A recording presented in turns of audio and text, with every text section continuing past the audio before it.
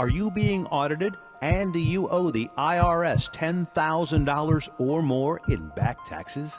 Is the IRS threatening to take more of your money? Don't fight the IRS alone. The Tax Doctor is here to help you negotiate your tax bill and reduce your stress. The IRS can freeze your assets and seize your bank accounts, but you can stop these IRS actions.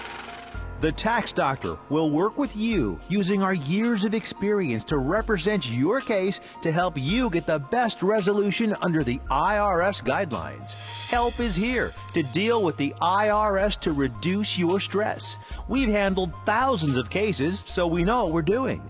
If you owe $10,000 or more in back taxes, do not call the IRS alone. Call a Tax Doctor now for a tax emergency analysis.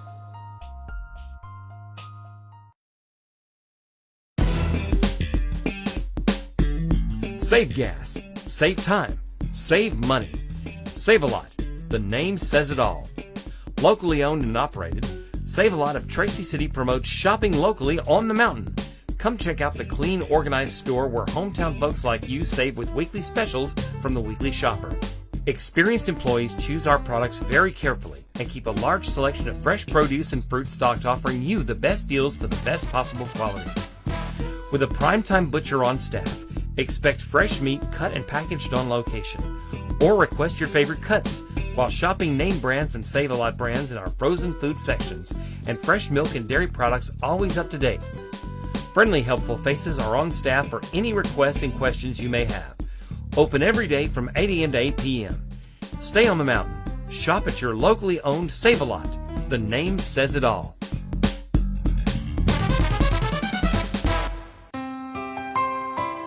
Hello, I'm Dr. Mircea Basaraba. And I'm Mara Hutchings, nurse practitioner. Welcome to Southern Tennessee Cardiology. Here at Southern Tennessee Cardiology, we offer a variety of testing done right here in our office. Along with our highly trained and skilled staff, we have the latest technology for cardiac stress testing, high-tech ultrasound, and cardiac monitoring. Whether you are experiencing chest pain, palpitations, or need clearance for surgery, Southern Tennessee Cardiology is here for your cardiac needs.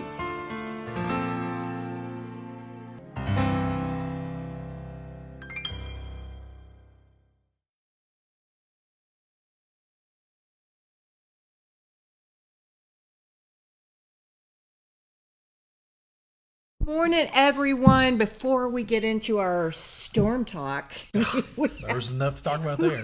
We had some storms. Palmer got hit pretty hard, and we're going to go into it. But we're going to talk about tourism, and I've got the one and only Ryan French here. Ryan's like a rock star in the state of Tennessee. I have to bow to him all the time. Like, all right, Ryan French, look at that. But in all honesty, seriously, you won DMO of the Year, DMO Director of the Year. I mean, just all of it. Yeah, that was a surprise.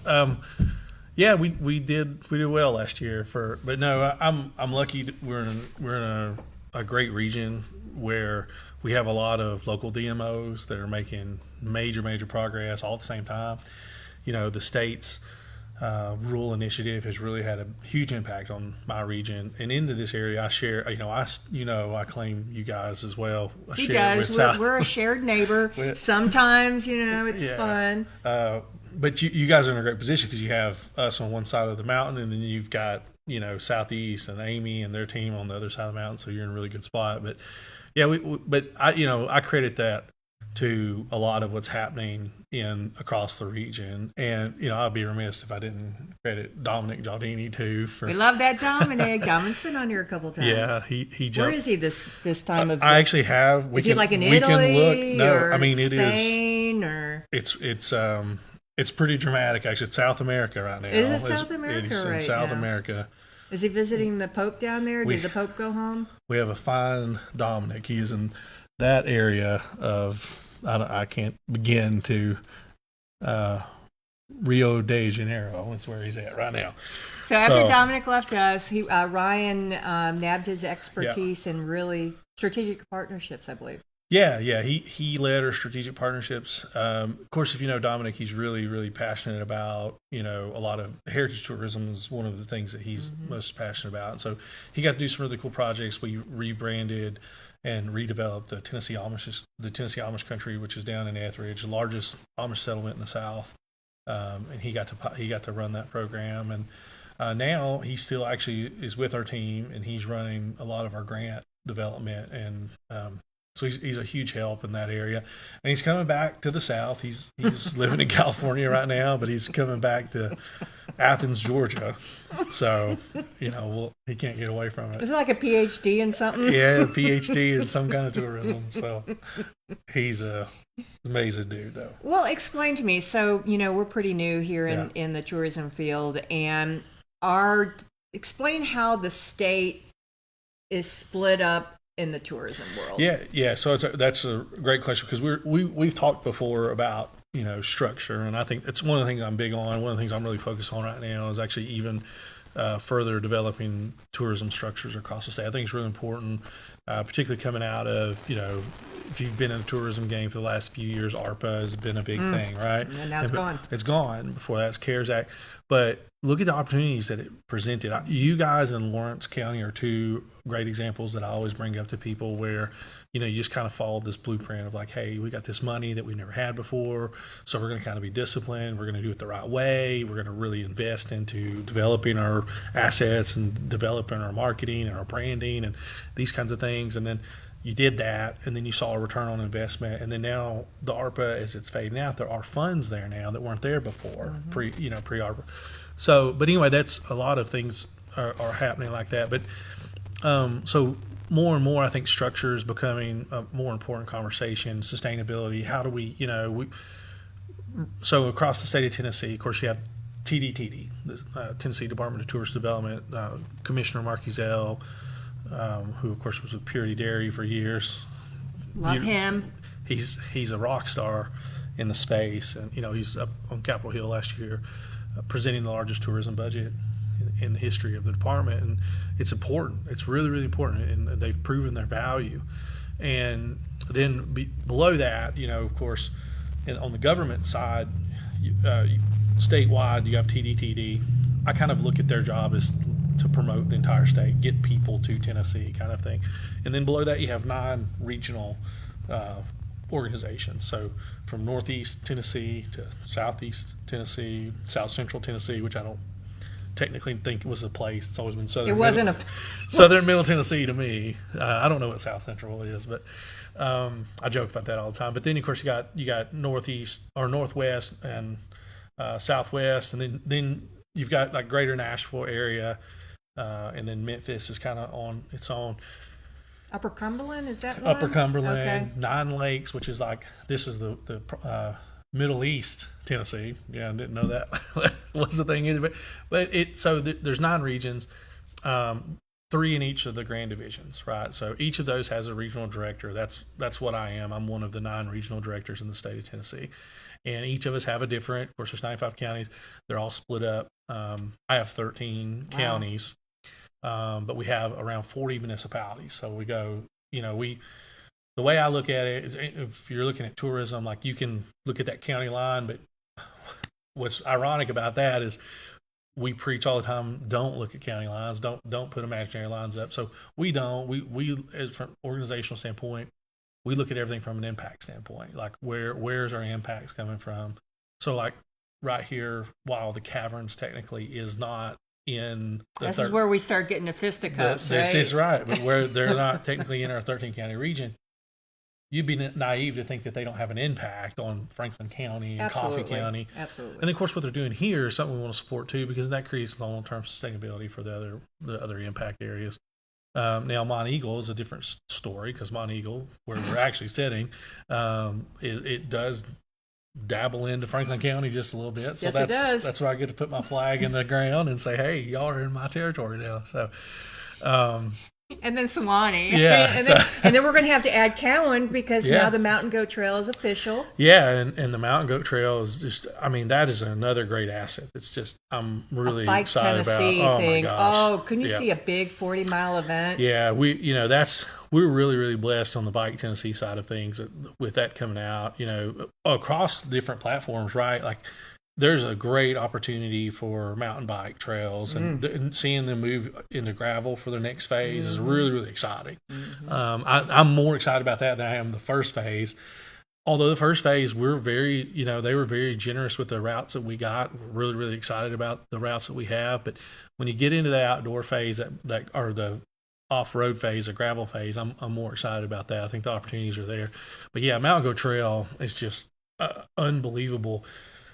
It's an unbelievable asset because it doesn't just fit this mold of recreation. It also fits it. I think in tourism, the more diversity you can bring to your asset. So this is a historical asset, and you can pair it with outdoor recreation. So there's a really cool blend there. But yeah, but back to structure, I guess you have the 9 regionals, and then with each of those regionals, we're tasked with working with those 13 counties, 40 municipalities roughly, in their local DMOs. I think we work with about 21 local DMOs. And DMO is Destination Marketing Organization. And so, just like I look at the state, is they're trying to get people to the state of Tennessee. They've got a big microphone. I look at the regionals, like the more collaborative you can be with your local DMOs, the more that they buy into what the region's doing, the bigger the microphone for the region. And then that allows you to kind of compete with the Nashville, Memphis, Huntsville. Those are big microphones. Chattanooga, and so it's hard as just as one local town. Now, what's unique about South Cumberland is you guys are almost your own mini regional. It's I mean it very We're much so big. Yeah, and I almost wish that it was more of a format. I've talked like this is a great local format. I almost wish that it was, but can you imagine though, step out of that for just a second and imagine like Altamont trying to compete with Monteagle, trying to compete with Pelham, and you guys are all spending money on the same advertising where you're just competing with each other. It's just silly. Oh, and yeah, by the way, Nashville's also spending money in that same category. Yeah. So that doesn't make a lot of sense. So again, as a regional, I'm not naive enough to think that we're going to have one message, but the way we do it is like, hey, we want you the state's brought you here. We're trying to bring you to this territory, and then here's these local efforts, and here's what they're pitching at the local. So we don't try to reinvent. Like you'll see a lot of us from our website, experiencetn.com.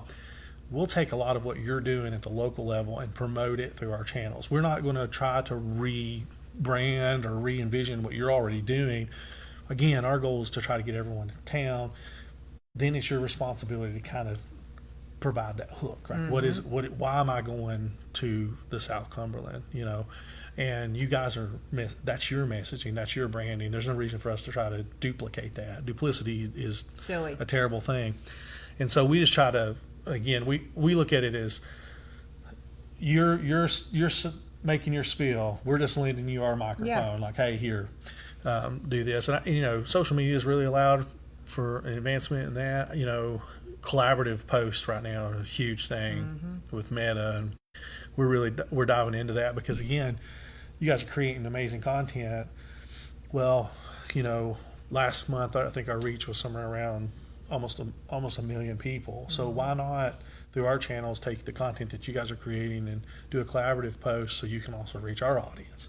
Yeah, I feel like it's a funnel. So you're right. Yeah. Because, I love international visitors. Who knew that international visitors would be so cool? Mm-hmm. But why tourism? It seems, is it the number 2 revenue source in Tennessee right now? Yeah, it could be argued. I mean, there's a couple ways of arguing it. Agriculture is number 1. Yep. But you got agritourism, obviously, is a big deal in there too. And that goes actually to the agricultural side of things. I'll give you another perfect example. One of the things that we're working on with the state right now is in Lynchburg and Moore County. Moore County is actually ranked 95th in the state according to the Economic Impact Report. What? Now, what? Now, we're not. Yeah. Now I'm going to say this because I'm going to say 2 things at one time. One, I'm going to say like that's That's crazy. Too. Crazy. It's well, one, it's not accurate, but two, it's not accurate for a reason, because the impact report itself is remarkably accurate now. And back to Commissioner Ezell, one of the first things he did when he came into his office was, how do we validate this? And so, one, they kind of reinvented how they were going about collecting that data. But two, what I thought was brilliant was, he said, we're going to take this data, we're going to send it to the Department of Revenue, and we're going to let the Department of Revenue validate this data. Because you got an impact report that's put on by a company called Tourism Economics. Well, of course, Tourism Economics is probably going to say great things about tourism. But the Department of Revenue says these numbers are true, these numbers are accurate. And I think that was brilliant on his part. Now, Moore County, let's dive into that one. Ranked 95th, the impact report based on that data says that probably that would equate to about 17,000 visitors. 300,000 people a year take a tour of Jack Daniels. So we know that's not true. Well, here's why that it doesn't equate. Because Jack Daniels is technically considered an agricultural. All of their data is going into agricultural. No. And so that was something that we kind of peeled back, because we're like, guys, this can't be right. Like, why these numbers aren't correct? And then, but it's all about taxing and report, and you're getting your raw materials in, and that home place, that tour. We think of that, like when you go there, you think of the visitor center, you think of Miss Mary Bobo's, you think of the tour. But really, you don't realize there's 95 acres of corn every day coming there, turning into whiskey. So it is more of an agricultural impact for sure. But we're working on weeding that out, so figuring out what part of it should be in the tourism bucket and what part of it should be in the agricultural bucket. Well, we're having issues here because, we get 1 million visitors from the parks alone. Yeah. I mean, that's without the caverns. That's without the Colmont OHV Park. And TDOT funds are calculated by residents, not by visitors. Yeah. And so our small little trail towns are getting, the shaft because they're having to do the load of this infrastructure. Yeah, and at the same time, on the tourism side of things, we're saying, hey, you need to make sure that lodging taxes are going towards these things, not going towards marketing, not towards infrastructure. And so it's a double-edged sword, right? Like you because we do want you to have proper funding on tourism, but no, I think that's where the state. I think that's what, going back to Commissioner Ezell and what he is accomplishing in. There is roughly $600 billion of new revenue post COVID. I don't know what that means, but if you will, right. Post COVID. So through the pandemic, they've added an additional $600 billion in total revenue that wasn't there, and like that is remarkable, right? But now, that's in the form of sales taxes, and of course, sales taxes has stipulations on it with education, and so, the one thing that tourism you kind of have to do is kind of step back and reimagine how the funding model works, because, yeah, you do need to commit dollars to continuation of marketing and developing that, because once you stop, the others falls off. You start seeing a drop in sales taxes, you start seeing a drop in occupancy taxes. But yeah, it's the road argument is a great model, a great debate, because particularly, I'm going to take it one step further. Let's just say, for example, we did base it off of visitation. Well, you're still going to have the same struggle that you have before. Is state parks don't have a lot of cash registers, right? Yeah. And so then you're going to get into that where, well, how are we measuring the visitor, which is already a conversation that's being had here, is like you do get a lot of that visitation that's just taking advantage of that. They're just not spending the money. Yeah, and then that gets into a much bigger argument of like, where's the receptacles? Where can they spend money? Where should they spend money? But yeah, so it's not an easy fix. It's not an easy fix, and it definitely is one that we've got to focus on, because infrastructure inevitably is going to affect the long-term sustainability of tourism. People are not going to go to an area that they can't get around. They can't go to the bathroom in. It's not going to happen. So as locals, local elected leadership has to balance that on the front end. But I think it is having the conversations being had at the state level now. Like, hey, wait a minute, we're having to look at this. And Can I ask you about Yeah. Bonnaroo? sure, All right, so his other hat is he's been a Manchester city councilman for like a million years. And so he knows what he's talking about when you're talking about numbers and things. Bonnaroo has always fascinated me in the benefits and the downsides of Bonnaroo. Because isn't that one of the focuses at the Blizzard was, and the other one was more events. yeah. So Bonnaroo's a bugaboo.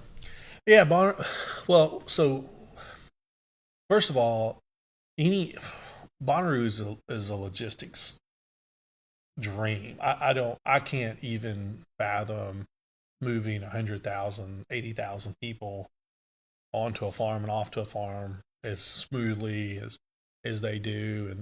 And, so I've always admired kind of their attention to detail in that, because they're so, the thing that matters most to Bonnaroo for like a fan is like who's playing, right? For them, it's safety and like how can we get people onto the farm as effectively and safely as possible, and then when it's over, how do we get them on their way home as safely as possible?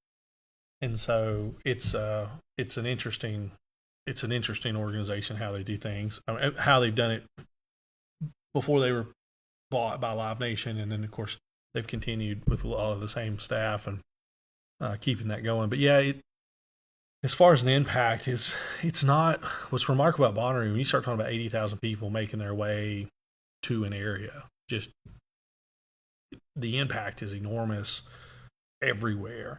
And I'll say this, like, Manchester couldn't provide all the impact couldn't provide everything that people need to go to Bonnaroo, or that they're going to absorb on the way to Bonnaroo. So it's one of those, again, kind of like Bonnaroo should be on the South Cumberland radar, because the impact is definitely trickles down the road. And it's kind of one of those things where, like, even, I was talking to a leader, I'm going to say the town, I'm not going to say who it was, but I was talking to someone just literally 2 weeks ago down in Lincoln County. And it's just like, we were talking about potentially a Bonnaroo kind of trail that we're working on for the next couple of years. And the idea is for people to either participate in this before they go to Bonnaroo or after they get done, kind of spend a few days in the area and disperse. And the person available said, gosh, I kind of feel guilty bringing them down here, because as soon as somebody looks at them and sees that they went to Bonnaroo, they're going to have all their stuff sitting on the side of the road and pulled over. And I'm like, that's a conversation that you need to be having in your safety committee meeting. It's like, hey guys, we want them to spend money here. We don't want to dress everybody down. Yeah, that's a balance. We had Thunder on the Rock for several years, and yeah, hospitality at its finest. We can pull over here on this emergency. I'm not laughing at. I know we're not. I mean, there's certainly things that law enforcement has to deal with, and that is time. Does Manchester, who benefits from the largest, like from a tax dollar? Yeah, sales taxes, or Manchester is going to do well with sales taxes. There's $1 million+ a year in sales taxes. I mean, that's a big, for one weekend. Yeah, 4 days. It's a big deal. And of course, the sales are throughout the course of, their tickets are on sale right now, for example. So the commerce is taking place.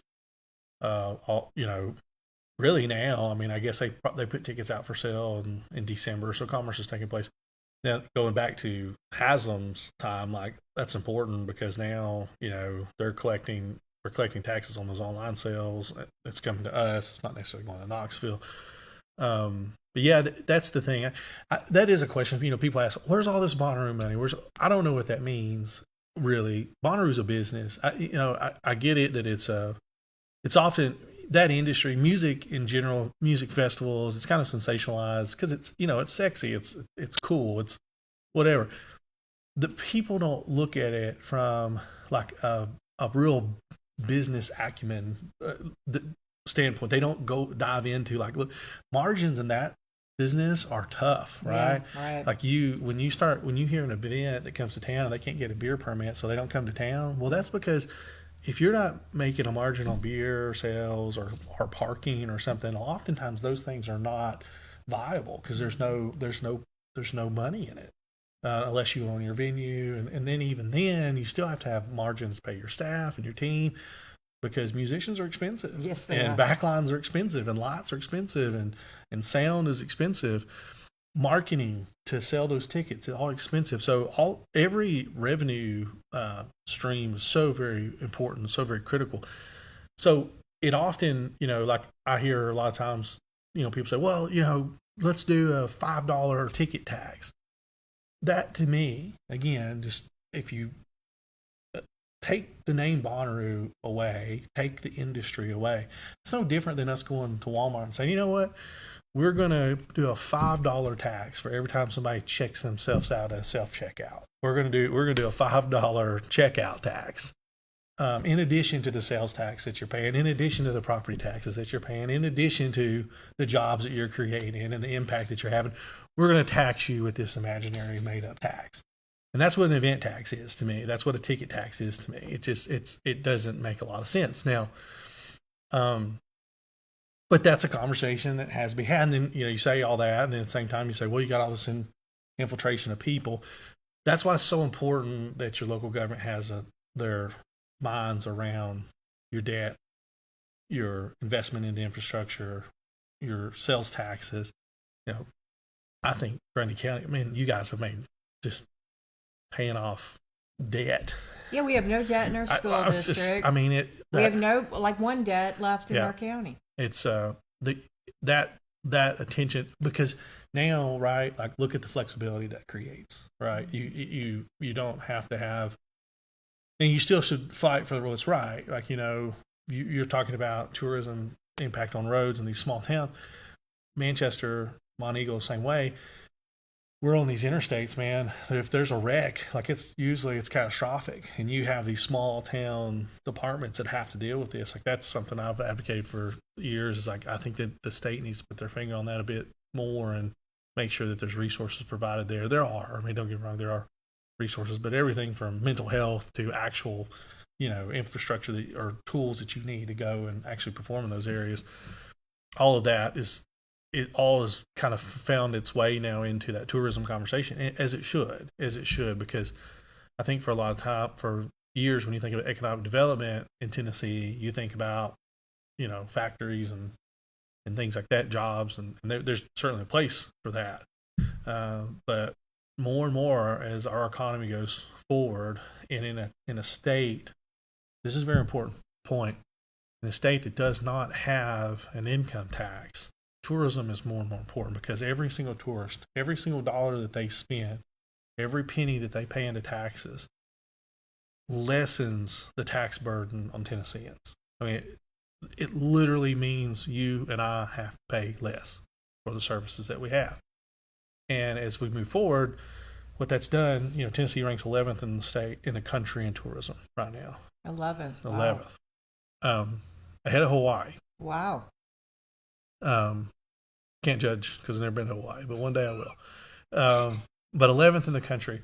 But on impact, it's second. Really? And how that is because, one, we don't have an income tax. So what do we have in lieu of an income tax? We have a little bit higher sales tax. Well, what that means in the tourism world is a little higher margin, because those tourists are paying that higher sales tax rate, which creates a more. So while we rank in 11th in expenditures, we rank second overall in the impact of those expenditures, because again, we have some of the lowest tax burden in the country, and that's because of the way our economy is set up. So it just makes visitation, if you will, more and more important. But then that has to rise to the top as kind of a centralized conversation in government. And one of the things I can still say, and I do think that TD is doing a really, really good job with this, and they've tasked the regionals with kind of having a role in this as well, is educating local elected officials on how important this is. There's no greater example of that than in Manchester with the conference center. We go through this every couple. Oh gosh, that's always on the block. It's always on the block, and it's just pure ignorance. If you just look at the math, like I get it. If you take $300,000 a year and you run a conference center with it, I understand that. But if you look at that as a comparison to any other departmental budget, it is a fraction of it. And then you say, well, yeah, but you can't compare it to picking up leaves, and you can't compare it to the street department or the rec department because those are services. That's right. But also those services don't have the return that the conference center has. If you book 2,500 hotel rooms in a year, not only do you get that lodging tax, but you get the sales tax. Then those people are spending a night. We already know that in Tennessee, an overnight visitor spends 160 times or 160% more than a day tripper. Mm-hmm. I mean, that blew my mind. Yeah. I mean, it makes sense, but it still blew my mind. Yeah, and what's remarkable about that is what I thought TDTD did a really good job of driving home is like it's not just the overnight. The overnight's a big part of it, but it's this expanded expenditures the next day, and and so if you think about that, that's what a facility like that conference center does, is it converts those folks from a day trip, or even being there at all, to 2 days, 3 days, 4 days.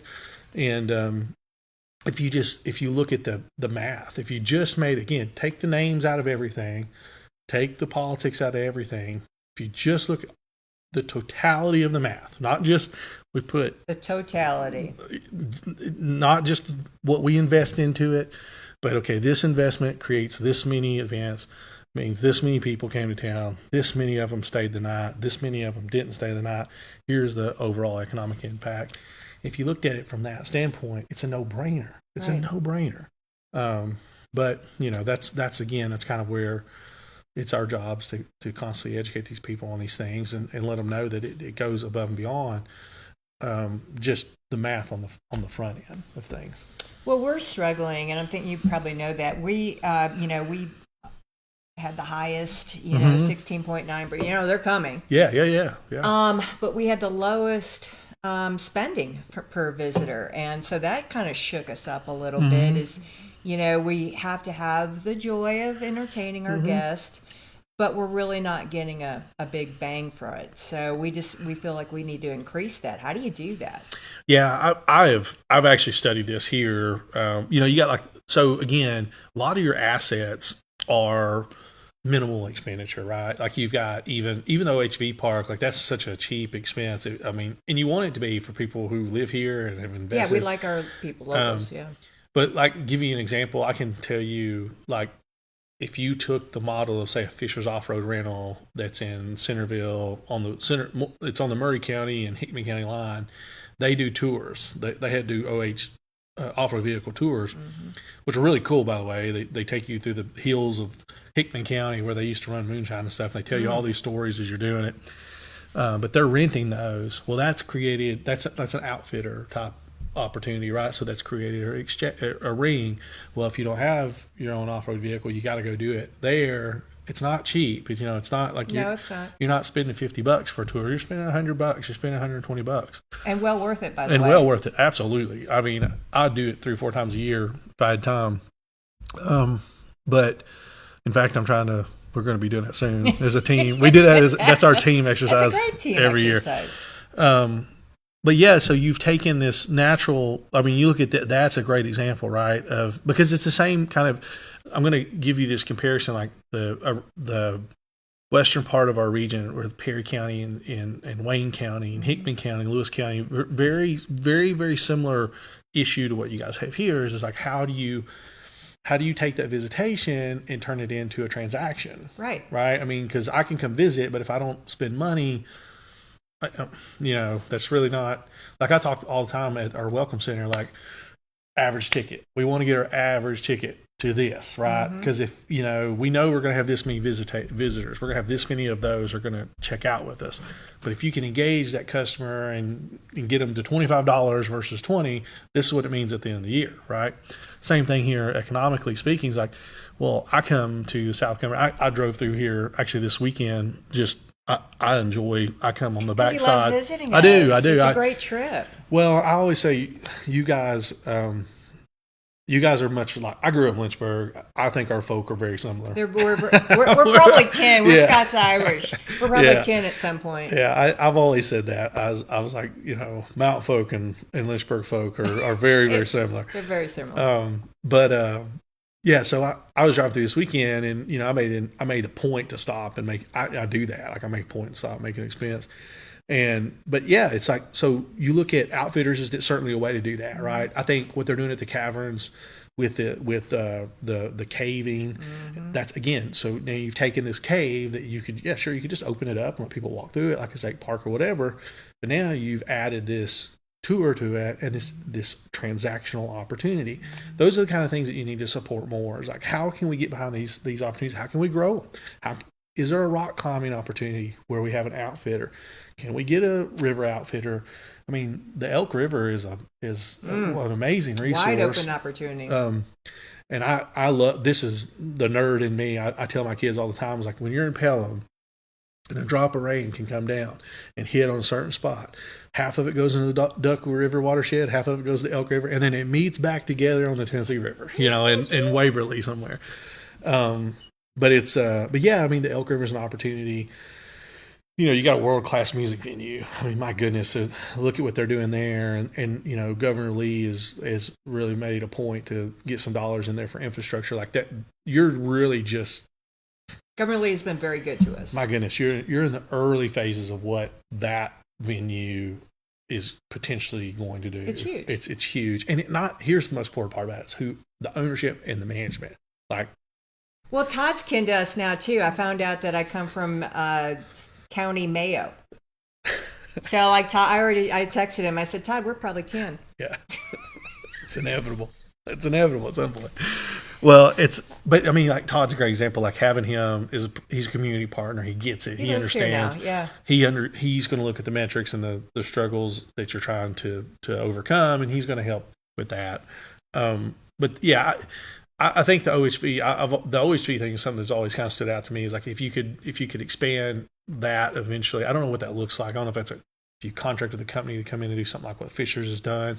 The state parks is always going to be a beast, right? Always, yeah. Like, that's their, A stone door happening, yeah. like they put out a report, $1 billion in economic impact. I'm like, my gosh, like, and everybody's like, that's amazing. Like, but it could be so much more. So much more. We just got to find a way to, like, it's $1 billion's a big number, but I mean, it could be so much more significant.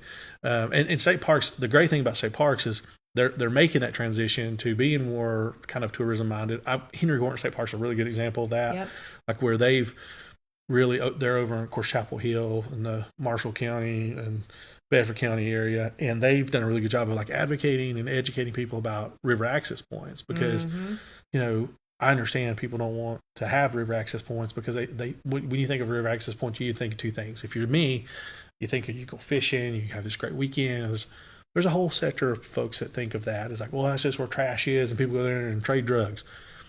You need more people like, the great thing about outdoors people like myself is, like, we take a trash bag and we clean that stuff up. Yeah, they're the people who you want coming. Yeah, and the more defined you can be with that, what I mean by defined is, like, there's a perfect example of this. And I'm gonna leave the county out of it, but it's on the Duck River, and there's two counties really, really close to each other, and one of them is very, very serious about their access points. They're paved, striped parking lots, well-lit areas, signage is all taken care of.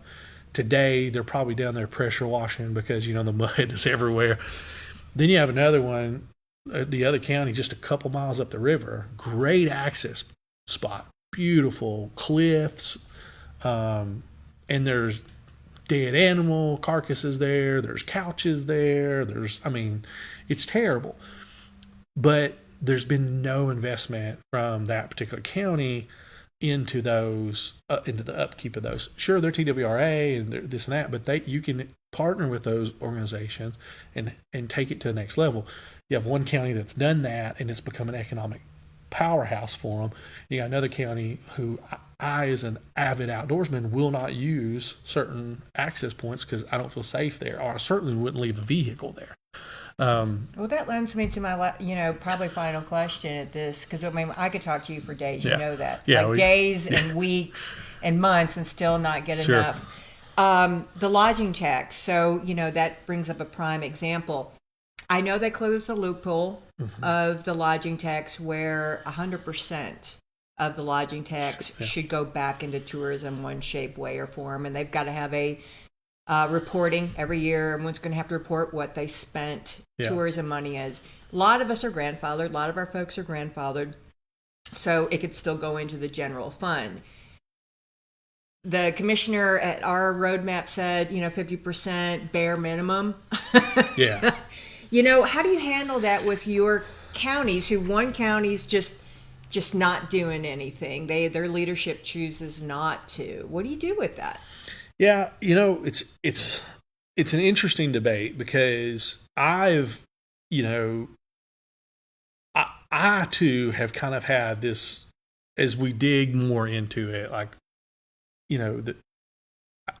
I would say that the Tennessee Department of Tourist Development right now, they're pretty happy if you're putting 50% in, right? They're really happy. I know in Manchester we put 13%. Oh my God! And that,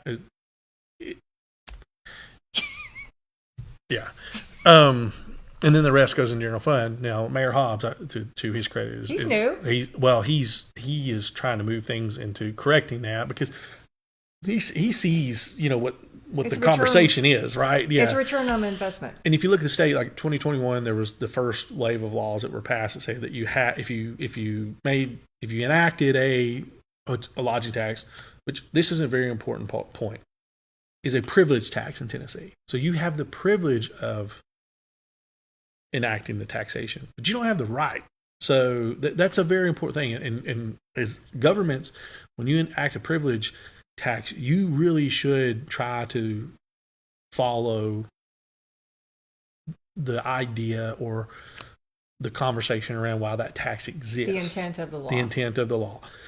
And, then attorneys love that. But what that did, unfortunately, what I saw in our particular town, perfect example, was what that meant was if you change the formula or how your community was dispersing taxes, the lodging tax, you had to now follow the new law completely in its entirety. And so what that did, unintentional, was city attorney told mayors, hey, if you change this, you got to take it all out and put it in tourism. Well, let's look at what that would mean in a town like Manchester, where you're looking at 13%, $130,000. Well, do the math on that. 100% is about $1 million in lodging taxes, right? As a council person, if you had to tell me we had to carve $1 million out of our revenues, despite of what it was or where it come from, that's a very difficult task for any local government to do. And so that's where I've kind of fallen into this. Like, you've got to almost take it case by case, right? Like, you've got to look at the structure and the ability of the local government, but also you got to see the effort towards correcting it, right? Like, so how do we get to where we need to be? I think one of the great things, Commissioner Ezell brought this up at Blizzard, you were privy to this conversation, was he brought up, like, yeah, we're happy with 50% if you get 50% of lodging, but we want 100% of, like, the Airbnb part or the short-term rental part, that new lodging that's come on, like, that part of it, we want all of that, and then we want 50% of this other, and then we're happy. We're like, that's a good happy medium. Fair. It's a fair, because you can argue like that part of it it's new. It shouldn't really be factored in to your taxes for too many years. And plus, the only reason we're gathering those taxes is because of the state creating a law where Airbnb and VRBO pay them directly, and then the state takes care of the disbursements back down to local governments. So, yeah, I mean, I think it's interesting to have the conversation. Now, you mentioned, like, we got a report now, right? So the 2024 law, 2021 comes and says, if you create a tax, you got to spend it on tourism, 100%. If you change your taxation disbursement, you lose your grandfather, which you brought. That is a very important thing. So people doubled down because they wanted to protect that grandfather clause. 2024 comes along. Now we say, okay, we're going to have to create a report each year and send it in the comptroller. And the comptroller is going to look at that and say, okay, well, this was spent on tourism and this wasn't spent on tourism. Well, there's not really a punishment after that per se, if you don't spend it on tourism. But why do you think we're doing that report? I mean, it's going to create real comparable baseline data, right? Because now we're going to be able to say, okay, this town, this community follows the letter of the intent of the law. This one does not. Here is an economic snapshot of this one, and here's an economic snapshot of this one. And we can make that comparison now and say, this investment leads to this. Now, also, I think down the line, the other great part about that rule is let's imagine for a second that we just pass a new law that says, okay, well, if you're not spending at least half of your lodging taxes according to your own report on tourism, then you have to pay that back out of your general fund or whatever. Well, then what that does is eliminate those so-called grandfather clauses, because again, we're not telling you how to divide up your tourism dollars or your lodging tax dollars. You could, if you want to put it all in your building fund, so be it. But at the end of the year, if you're not spending at least 50% of that on tourism, you're going to have to find that from somewhere else and fund tourism, because we now have these baseline reporting that shows how important that investment into tourism is. It's only getting more and more important for our state. It's only getting, as our economy grows, as we continue to mature into this industry, if you will. Because again, not too many years ago we were 17th, and not too many years ago we were in the 20s, not too many years ago we were in the 30s. We're 11th now. We're in the game. We're at a point where we can start really making plans as a state and as local governments, local DMOs, on really growing strong, healthy economies around tourism and visitation in general. So I think that's a important. That's a huge final to go into, because I know Mont Eagle, is doing their Imagine Mont Eagle, and their focus. They're going to have to make a decision this budget year whether to double down on tourism. Mm-hmm. I mean, you just have to commit. Yeah. Well, and what is tourism? Let's go back to that road. Yeah. I want to hit that one more time before you left. All right, I hear you. What is tourism? Because one of the things that I advocate for, now I'm going to be honest, with the non-tourism ARPA dollars. Okay. I went around and I'm if you go to Manchester, from exit 114 to exit 110, we lighted up like a runway. There's some studies out there. I'm not going to quote them because I don't want to be wrong on record, but there's some studies on there. But one of the stats that stuck out, and I believe this was a US DOT study, but female drivers are 95% more likely to stop at an interstate exit that is well lit. Yes. So what is tourism? You can go Giles County, for example, exit 14 in Giles County on I-65, exit 22. I've advocated for them to put interstate lighting up, because overnight visitation is going to increase. Mm-hmm. Just, we have data that shows that. You got to get gas, but at the end of the day, if a female driver is driving at night, they're 95% more likely to stop at a well-lit interstate exit. Absolutely. So you can say there's a form of tourism there, where we go and we put up these lights, and all of a sudden that infrastructure investment, one, it's quality of life. It's so much. Have you been getting off interstate exit at night and you're going from 70, just 70, never going faster than that? I would never do that. 70, and then all of a sudden you're at 30. It's so that's an example of where I think local governments need to. What is tourism? Your roads certainly is tourism, lighting, those types of infrastructure, being able to flush a toilet, all that should be factored into what you're trying to do as far as building a sustainable tourism model. And I think that's a good way to look at it, is how do we make the experience better for everybody. Can I have you back? Yeah, anytime. Would you mind? No. I could talk tourism all day long. It's fun. Where can they find you? Where can they stalk you and see how cool the things that you're doing? Go to sctta.org. That's our partnership side, sctta.org. Then on the forward-facing side is experiencetn.com. Love that. So Experience Tennessee. And, like we say, I think this area, this region is, I think the differential is the experience. You can't, so our moniker is don't just travel Tennessee, experience Tennessee. So we really want people to take the time to experience what all we have to offer in this area, and you won't regret it. So, and if you live here, drive 50 miles away and experience it, and then you're a tourist. Seriously, Yeah. local tourism, It's huge. And that's a whole nother topic for another day, but, staycations. Oh, yeah, yeah. Are, there's so many folks who haven't been to even like maybe Lynchburg. Yeah. And that's world class. I Yeah. used to take everybody there. Yeah, Natchez Trace. I mean, we've got the Natchez Trace that runs 78 miles through our region. It's a 2 million people a year visit on the Natchez Trace, and it's a drive through national park. Yeah, there's a lot. The rivers. There's so much to do here. I'm biased though, but I think I got the best region. Well, he's got so much energy. It's absolutely ridiculous. I mean, I'm just like, once again, No, New York. we're always at the same places and always the rock star, but it's such a pleasure to work with you. And please, if you don't mind, come back. You're our neighbor. Yeah. Manchester, what happens in Manchester affects us.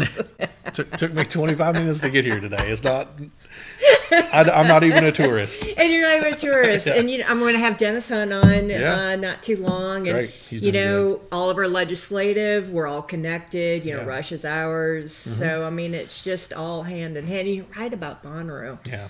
It's silly for us not taking advantage of that. That's huge opportunity. And listen, Bonnaroo's well, I don't want to give it away, but we're collaborating on a really cool thing with them this year. We're going to put out some itineraries, pre and post itineraries. You guys are involved in them.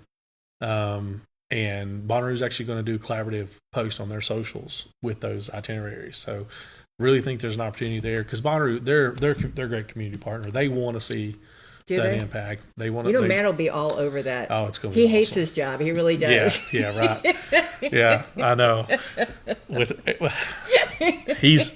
I put him up against any other photographer I've ever. We do. He's our look. Yeah. He's so creative, and he's a hometown, which is so important to us. Super talented dude. I just you're so lucky to have him. You're so lucky to have him. I know. Thank I won't you. steal him. Yeah, no, anytime you soon. won't. That'll be like friendship probation, like big time. Anyway, all right. Well, we're gonna look at where Dominic is in this world right now, and we love our Dominic. Yeah. He is. I can't believe he's getting his PhD.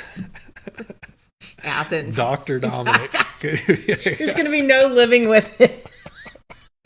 There's gonna be no living with that boy. I told him he's got to get a different car. His head won't fit into that one. Oh my God. All right, I'm going to send Ryan out to spread joy and sunshine. His wife and I, we're fellow pageant gals. Yeah. I wasn't in them. His wife was. She's gorgeous. But she is such a great human and the family that you're raising. I stalk him all the time. Yeah. All right, but I'm gonna send Ryan out to spread joy and sunshine, and then we'll be right back with our regularly scheduled program. As always, thanks for watching Morning on the Mountain. I'll see you in a minute. He went away from there and came to his hometown, and his disciples followed him. And on the Sabbath he began to teach in the synagogue, and many who heard him were astonished, saying, "Where did this man get these things? What is the wisdom given to him? How are such mighty works done by his hands? Is not this the carpenter, the son of Mary, and brother of James, and Joseph, and Judas, and Simon? And are not his sisters here with us?" And they took offense at him. And Jesus said to them, "A prophet is not without honor, except in his hometown, and among his relatives, and in his own household. And he could do no mighty work there, except that he laid his hands on a few sick people and healed them. And he marveled because of their unbelief." Mark 6, verses 1 through 6. This is a passage in Mark's Gospel that has equivalents in some of the others that I go back to time and time again. There's so much interesting going on here. And it comes down to a few things. One, it's interesting that Jesus could marvel at something. The humanness of Jesus maybe is displayed here. That's real interesting. But what it comes down to, for me, the thing that I think about is, why was Jesus not able to do mighty works there? You would think that Jesus, being the Son of God, if he wanted to do something somewhere, regardless of the faith, regardless of the actions of the people around him, he would be able to do whatever he wanted to do. But in Mark's gospel particularly, there's something about the faith of the person who's calling upon Jesus, who's receiving help from Jesus. Why was Jesus not able to do mighty works there? He just wasn't able to. Maybe, or might it be, because faith is a prerequisite for personal mighty works to occur from the Lord? I don't have an answer to this. Part of these devotionals that I put out to you are just intentionally trying to get you to think instead of trying to give you all the answers. I don't have them myself. This is what I've been pondering. Maybe it's something you could chew on and consider this week. And I'm just JD. I'm not perfect. I'm a guy who loves Jesus and tries to follow after him. And it is my hope and desire that the Lord blesses you. May you be blessed. Tracy Clinic, located at 740 Main Street in Tracy City, specializes in family medicine. Nurse practitioner Devin Land Lampley is now seeing patients. Call today for an appointment at 592-4242. Open 9 a.m. to 4 p.m. Monday through Thursday. That's the Tracy Clinic, 592-4242.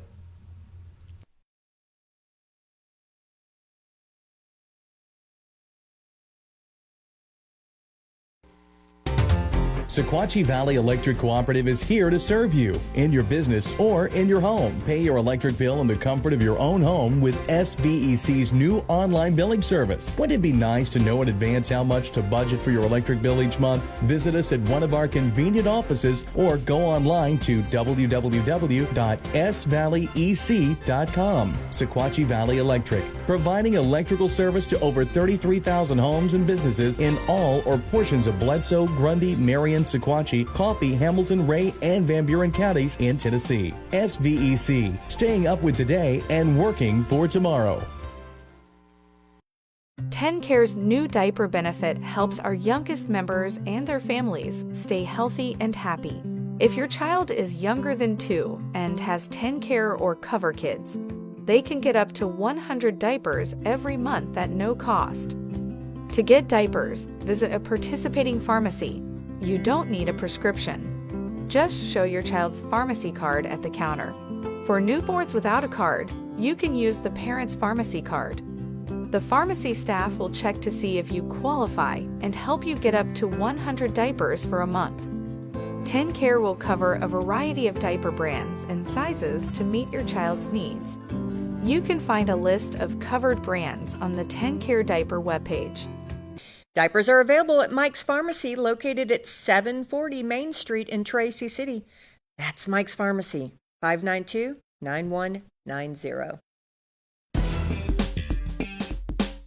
Piggly Wiggly, a supermarket chain since 1916, operates more than 600 locally owned stores, including the Monteagle location that now stocks the largest selection of fine wine, domestic and import beer in the area. Piggly Wiggly's farm fresh fruit is a sweet deal at everyday low prices. Piggly Wiggly stocks carefully selected, always fresh vegetables from the common to the unusual. All of the organic products we sell meet strict USDA guidelines. The Pig has a large meat department that to this date custom cuts and wraps its pork, chicken, and Certified Angus beef to your request. Certified Angus beef brand is a cut above USDA Prime Choice and Select. With a large dairy selection of fresh milk and cheese products and your favorite drink products, you will never go home thirsty from the Pig. Visit the Piggly Wiggly Deli and put in your order for an outstanding selection of cheeses, salads, and deli meat products from Boar's Head brand and more. Be sure to check out our weekly special circular for great deals. That's the Piggly Wiggly of Monteagle, Tennessee.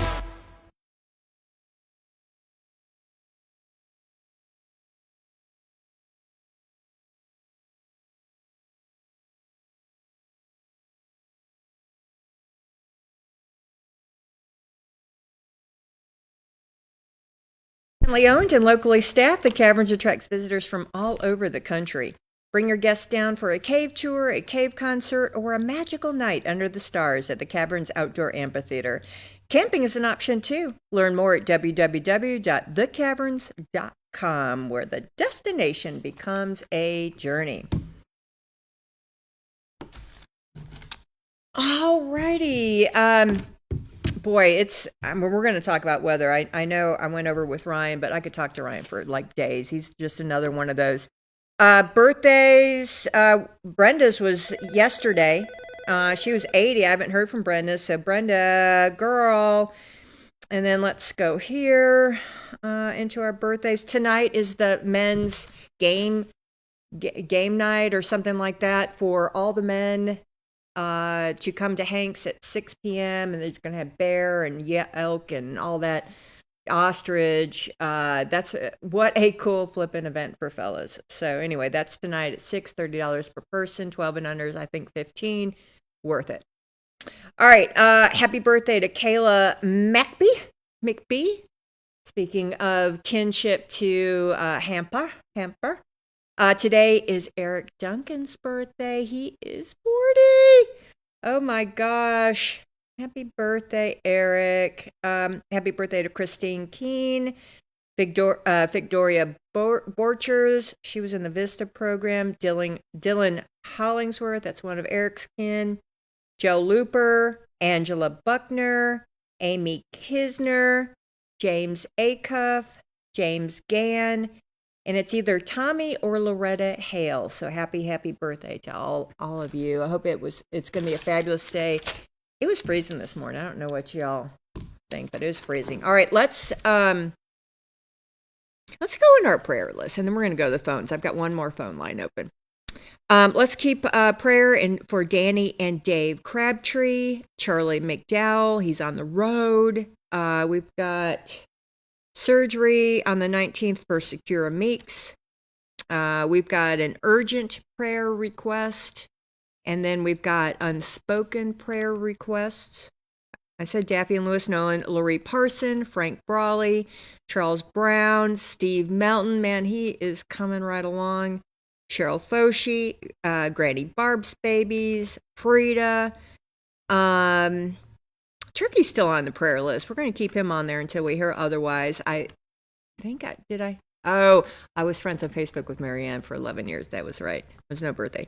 Patsy Kennedy, Blondell Lockhart, Baby Denny, Joni Baby Denny, Dolly Young, Dalchi and Christine Nunley, a.k.a. Uncle House. Sorry, Dalchi. Paula Tate, Donna Childers, Erica Whitman, Mike Scott, Gary Meeks, Ron Burnett, Ronnie Reeves, Brother Crichton, and I don't have anything on the back, and then always my Miss Ophelia and Miss Dola. Spring break is going on right now. Morning. What are you doing? We're not doing nothing. We're fooling around with David and running him around. Hey, did you guys get hit at all? Not real bad. It was hit hail and stuff, but the wind was unreal.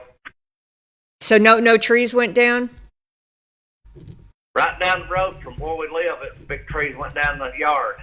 That's the only ones I've seen so far. So far? Okay. I know Palmer, I was looking at all the videos, and it looks like they got the brunt of it. Oh, yeah, they did.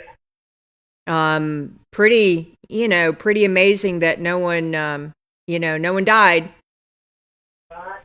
That's such a blessing. But yeah, lots of damage and trees, but lots of folks working together. I love it. Yeah. All right, so nothing happened in your property? No roofs off, nothing? No. Okay. Thank good. I'm telling you, I watched Chase Bryant a lot of the night just to ease my fears. So Mont Eagle didn't really get it. Is it David? What are you guys going to do with David? Is he on the tractor today? Well, no, we done it yesterday. Okay. Yesterday was pretty. Fed the cows. Okay. We're going back. We're going home. We're taking him back home this morning. That's okay. He's had his good times. Did he eat big? Yeah, we watched Jurassic Park last night. He loved that. Does he? Those scared me. I those like little crafty ones, you know, ones that tried the little small ones with the tail. All right. Well, what do I need to know today, you two? Everybody doing good though. Put Johnny Braden on the prayer list. Johnny Braden on the prayer list. Anything we need to know? Very sick. They thought he had, his heart was hurt, and they took him to Winchester. Boss Rawls said they thought he had pneumonia. Well, then he ruled that out, I guess, and he was in ICU, and they transported him last night to St. Thomas. I think he's got something going on with his lungs. Man, is it the RSV or is it something? But something with the lungs. Haven't heard back from Diane yet. Dang it! All right, well keep us posted on that. I hate that. Yeah. I also saw yesterday, and I just put the family on. Jimmy Brooks passed. Oh, really? Yeah. Oh. Yeah. He's my age. He had that Parkinson's. So anyway, he's done suffering. I really like Jimmy. Jimmy was a good fellow. All right, kids. Well, you have a wonderful, wonderful day. And what do you don't know what you're getting into today? Oh yeah, we got to fix the fence. What happened? Electric fence. The cows. Tore it down. Yeah. Were they scared and they run through it, or? No, this works off. They like to play with it. They see that and they when it's off, they tear it down. And them calves, they play with it even when it's on. I watch videos from Instagram of horse stories and cow stories and goat stories of silly animals that do silly things. And you're just like, are you kidding me? And one of them is this horse doing that with an electric fence. And I was like, are you kidding me? They're crazy. They are. All right, kids. Well, you guys have a wonderful, wonderful day and keep me posted on Johnny. I hate to hear that. Yeah. You have a good day, too. Thank you, sweetheart. All right. See y'all. Bye, David. Bye, David. Morning. How you doing? Hey, buddy. You survived the storm? Yeah. So far, so good. And it was windy and raining, and Well, our power went off for about an hour. it did here. I sat here Saturday night watching Western, and I went in bed yet, and I just sat here in my chair just watching it, and well, I don't know, it was 8:30 or 9, It's like around 9, maybe. Yeah, that what I'll say, somewhere around in Mm-hmm. Yeah. But yeah, it went pretty on about maybe an hour. Yeah, or longer. To be 2 hours been off. That's how I don't know to 7 out Saturday, and that's well, if I did fear it was starting raining on me Saturday back, I don't be so. But so I just went yesterday, and so. All right, buddy. Well, did you see your girl? You talked to your girl? Is she okay? Well, she told me Saturday. While I was here, I was outside fixing the tarp over my forward. That way, when and I hear the phone ring, and she told me, and so she said, "They'll make some medicine up to you," and so she did, and so that was after she got off work, and that's how me a trip going down. Because know when it might rain, it might trip for a little while, it might start then, you know how that is, and so. Okay. And so I did her towel Saturday night, and I figured she said she didn't feel too good, so. Well, she's probably still trying to kick that COVID or whatever it is that she had. Well, Right. You I mean, never she know, probably just a Michelle. fluke. Yeah, it takes you a while to get over. Yeah. Well, it'll be that, or it'll be head cold, or it'll be her, Migraine. or headache. It's just not me. When I sit here, sometimes with one little headache, and he said, I just can't stand it. And Well, I get it. I do try to keep the temple pure, so headaches are very rare for me. But I hate it for anyone who has them. right, and don't bother me all the time. It just when it wants to, the old Satan said, well, I know how much you pay for this, but here right now, and I said, Satan, you do? I said, you stay down there with you, right? And I don't stay up on the ground above you. And I said, you ain't no too good on me. Well, I think it's the devil Bradford pears. I think those are what's causing a lot of issues right now. All right. Well, we ran a little late today, but anything I need to know? Well, I do a little pattern around inside here ready for Wednesday and inspection. Oh, inspection on Wednesday. All right. Well, I hope you have a fabulous day. And if you see our girl, you know what the drill is. Tell her we love her. I know what the drill is. And I saw Kayla Thursday night. You did. I got a big Kayla squeeze, and we got to talk and catch up. I missed my girl. Right. And I'm gonna head out. Buddy. Happy Monday. And you too. All right. I'll see you in the morning. All right, sounds good. See you. Bye. Morning. What are you doing? I'm doing fine. Ronnie's looking for an electric wheelchair. Ronnie is looking for an electric wheelchair. I wonder if Miss Elledge still has one. Anything that he needs with it? No. Okay. What number are they going to call, Brenda? Oh, 93177. Have to have. Make sure they have the paddles on them, though. It's got to have the pedals. Yeah. Okay. It's 779-6489. 6489. All right. Anything else? Yeah, put me on your prayer list. My legs are hurting. All right. Gotcha. And you have a nice day. I hope you have a wonderful day. And if anyone has a electric wheelchair with the paddles, call 779-6489. Thank you. All right, honey. See you. Bye. All right, that's it. 9:02. All right. Let's see who we've got tomorrow. Thank you to Ryan French. Really appreciate you coming in, sharing the time.